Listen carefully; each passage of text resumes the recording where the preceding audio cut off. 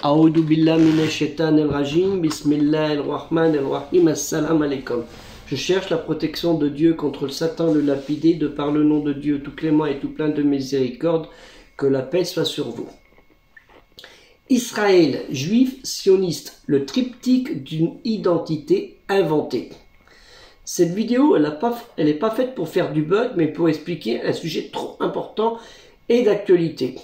Je vous serais reconnaissant de prendre du temps de tout visionner, sinon ça n'a aucun intérêt et après vous ne pourrez pas donner un avis avec discernement. Je vous remercie beaucoup. Le Moyen-Orient apparaît aujourd'hui comme un laboratoire où des alliances politiques contradictoires et d'intérêts douteux se nouent sur des types de sociétés qui s'ébauchent dans des phénomènes essentiels pour l'évolution socio-culturelle internationale. Le principe de l'autodétermination des peuples figure dans un cadre de plus en plus restreint. Les peuples sont identifiables par leur affiliation, sinon par leurs racines religieuses. L'appartenance confessionnelle est trop souvent perçue liée à une identité raciale. L'âge des Lumières s'efface au profit de la politique des fondamentalistes religieux qui n'acceptent même plus les textes sacrés de la loi divine, que ce soit de la Bible, des évangiles ou de Al-Qur'an, la révélation récitée. La cause laïque en Israël est-elle perdue? Parce qu'il y avait des laïcs en Israël, et c'est le début, c'était des laïcs. Ni laïque, ni théocratique, un État écartelé entre identité religieuse et identité nationale. Et c'est ça le problème d'Israël. Si Israël n'est pas un État laïque, ce n'est pas entièrement à cause des religieux. C'est parce que le sionisme, et là le triptyque, n'a pas évacué le judaïsme. Normalement, en Israël, la souveraineté procède du peuple et non de Dieu et de sa parole révélée. Car le pouvoir est exercé par des civils et non par le clergé rabbinique. Le but de l'État tel qu'elle est énoncée dans la déclaration d'indépendance de l'État d'Israël sont identiques à celles d'un État laïque. L'action des laïcs s'inscrit donc dans le cadre d'un État que l'on pourrait qualifier de concordataire, un concordat, et d'une nation qui s'affirme juive. Le conflit entre laïcs et religieux en Israël touche au cœur de l'identité d'un État qui se veut à la fois juif et démocratique. Et c'est pareil dans toute cette zone géographique pour les pays musulmans. Le sionisme, ce qui veut dire retoration, c'est le mont Sion, Har Sion, c'est une des collines qui se trouve à Jérusalem, au sud-ouest de Jérusalem. Il apparaît ce mot 19 fois dans le Tanakh, la Bible, et fait référence au mot du temple, Ahelbet, en hébreu, ou le noble sanctuaire Aram el-Sherif. Ce nom, en fait, de sionisme, il a pris comme symbole, et par extension à la terre d'Israël, Aretz Israël. Donc le sionisme, il devient de fait un mouvement national d'une partie du peuple juif, et qui est l'idée capitale était de donner un territoire aux juifs, et c'est le terme territoire et non pas terre, exactement comme dans l'État des Juifs, ce qui est le manifeste politique du sionisme rédigé par le juif viennois Théodore Herzl en 1896, à qui on avait proposé avant d'aller au Zaïre, et qui a refusé. Les Africains, ils en sont échappés belles. La formation d'un foyer national juif et l'autodétermination du peuple juif. Voilà. Ce projet ne pouvait que s'incarner qu'à un endroit pour des raisons historiques et mémorielles. La Palestine, la terre d'Israël, Eretz Israël, terme qui a été utilisé tant par les juifs et les chrétiens, et connu aussi chez les musulmans, pour un autre mot, que le nom de terre sainte en hébreu, Eretz al-Kodesh, El-Ard Mukadasa ou El-Adiyar El-Mukadasa. Qu'est-ce qu'ils disent les textes sacrés? Je parle de la Bible, la Torah, en fait le Deutéronome, le Devarim, dans le Tanakh, qu'on nomme aussi parole, au chapitre 34, verset 4. Quand Moïse il interdit de rentrer dans la terre promise, Eretz Israël, Ard Mead, vers laquelle il a conduit les Hébreux à la sortie d'Égypte, et il observe de loin le pays de Canaan, Eretz Canaan, du haut de la montagne. Et il meurt, certains disent, vers 120 ans. Il est dit, au verset 4, l'Éternel lui dit à Moïse, voici le pays de Aretz, un pays à Aretz, en hébreu ça veut dire ça, que j'ai confirmé par serment à Abraham, à Isaac et à Jacob. Savoir à ta postérité je le donnerai, je te l'ai fait voir par tes yeux, mais tu ne passeras pas. Tu as vu, mais tu ne passeras pas. Et ça, c'est confirmé dans un passage, deux passages de la révélation récitée, Al-Qur'an, la révélation récitée, au chapitre 17, sourate Israël, voyage nocturne, qu'on nomme aussi Bani Israël, les enfants d'Israël, hein, verset 104, verset 17, 104. Et après lui, c'est-à-dire à la mort de Moïse, à Moussa, alayhi salam, nous dîmes aux fils d'Israël, habiter la terre. Hein, en fait, la terre sainte, ce pays du Levant, Et lorsque viendra s'accomplir la réalisation de la promesse de la vie future, dernière, nous vous ferons venir en foule. Hein, Israël, c'est le nom qui avait été donné en fait à Jacob, Yacoub.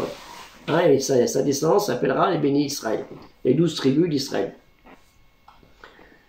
Et l'on retrouve une confirmation de ce texte, de cette parole de Dieu, Allah Ta'ala le Très-Haut, chapitre 7, Al-Araf, dans le Purgatoire, verset 137, 737.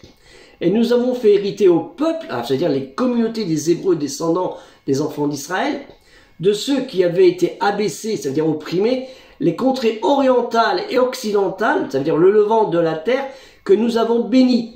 Et la très belle promesse de ton Seigneur sur les enfants d'Israël s'accomplit pour prix de leur endurance. Et nous avons détruit ce que faisait Pharaon de son peuple, ainsi de ce qu'il construisait. Donc, on ne va pas pouvoir mettre en doute la parole de Dieu. Hein. Moi, je fais ce que je peux.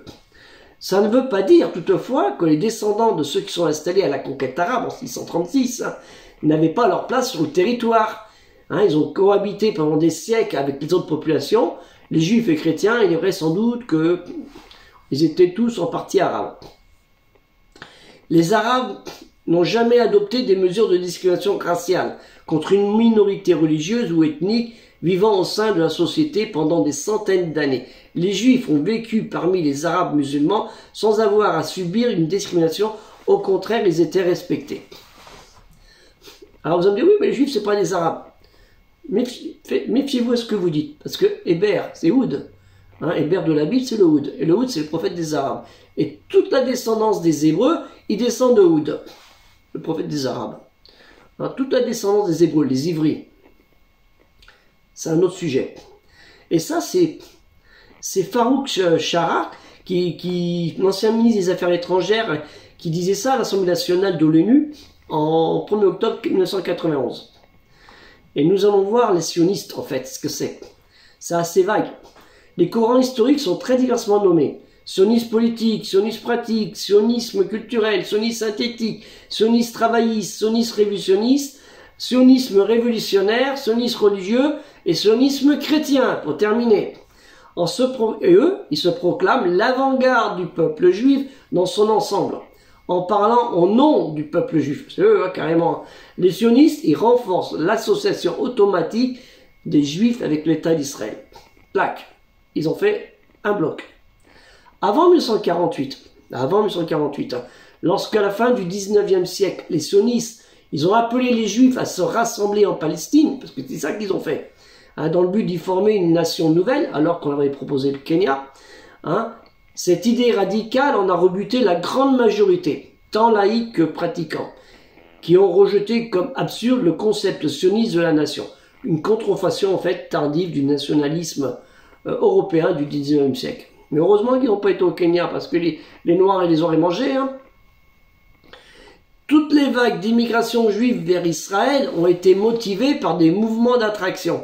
Hein, en fait, l'idéal sioniste, c'est ça, et le rejet de l'antisémitisme. Ils ont joué sur ça. C'est ce qui se passe dans les manifestations, hein. Quand on dit, ouais, ils sont contre les juifs, ils sont contre les arabes, ils sont contre les musulmans, et, hein, ils mélangent un peu de tout, voilà. Moi, je suis un blanc, je suis français, je suis musulman, je suis pas arabe. Hein, voilà, je suis pas bronzé. Ceux qui disent, vous voyez, ce que je veux dire, c'est un peu les conneries, quoi. Ce qui distingue cependant l'exode des juifs des pays arabes, c'est le mouvement du rejet. Le rejet, c'est ce que je vous dis. Hein, en fait, maintenant nous arrivons à la question palestinienne, la question cachée, hein, en fait, du nettoyage ethnique. C'est ça la question cachée, le nettoyage ethnique. C'est ainsi dans la première Aliyah, ce qui se met en branle, la montée des migrants juifs débarquant à Jaffa, à Haïfa, et qui rencontrent une population arabe dans des villes arabes. Ils arrivent d'un coup, là, ça y est, en terre inconnue, on connaît pas. Ils parlent arabe, ils sont là, c'est qui ces gens-là? Ben, fallait rester chez toi. Hein.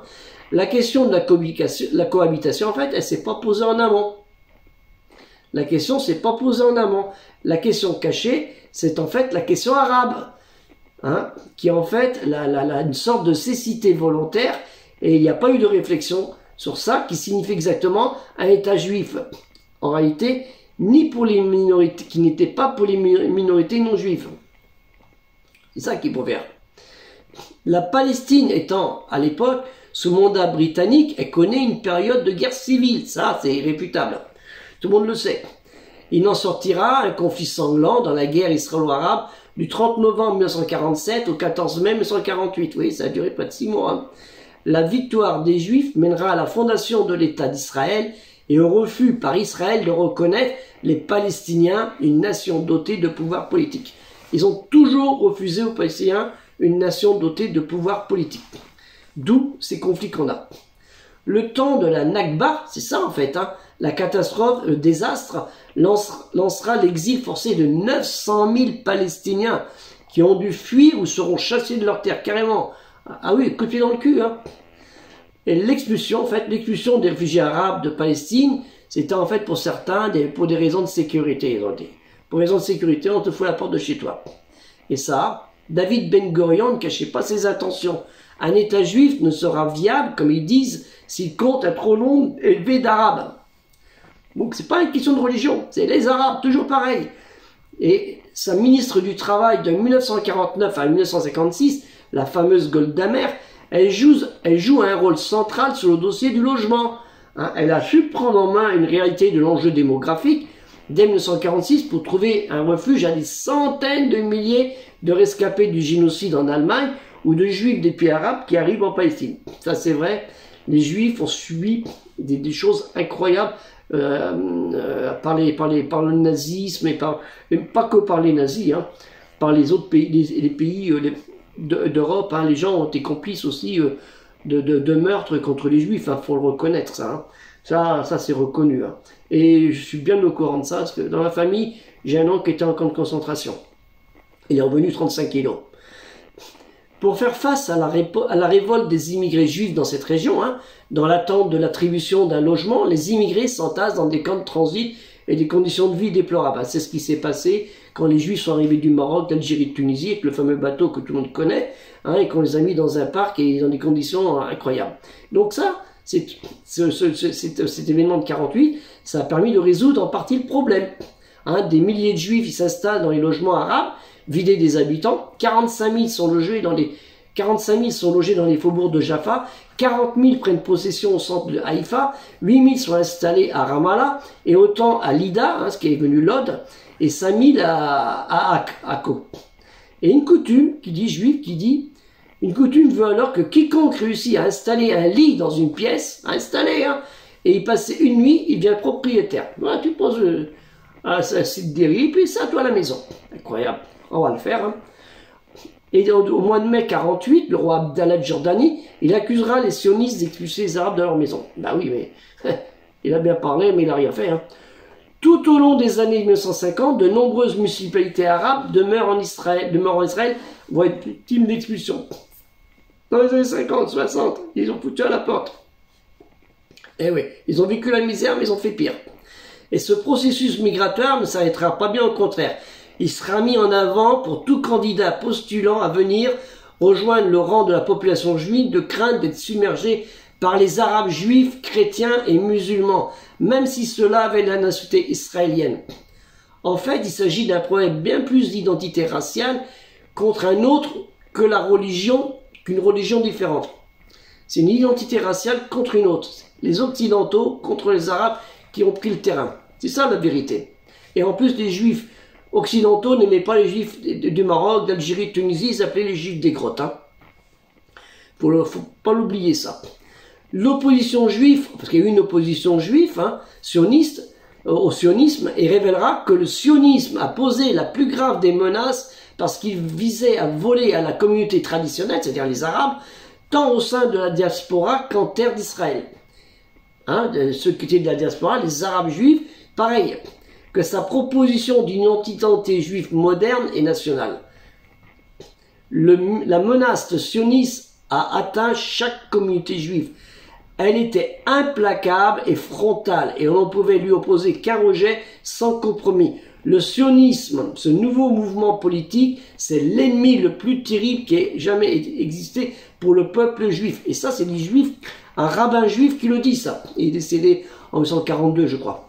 Malheureusement, de nos jours, une haine féroce de tout camp a usurpé l'envie de vouloir vivre ensemble, juifs, chrétiens, musulmans, dans cette terre promise qui avant s'appelait Canaan. Je vous remercie d'avoir écouté cette vidéo et j'attends vos réponses et vos questionnements à ce sujet, car il est trop important de comprendre ce que était le problème palestinien, mais le problème aussi des Arabes.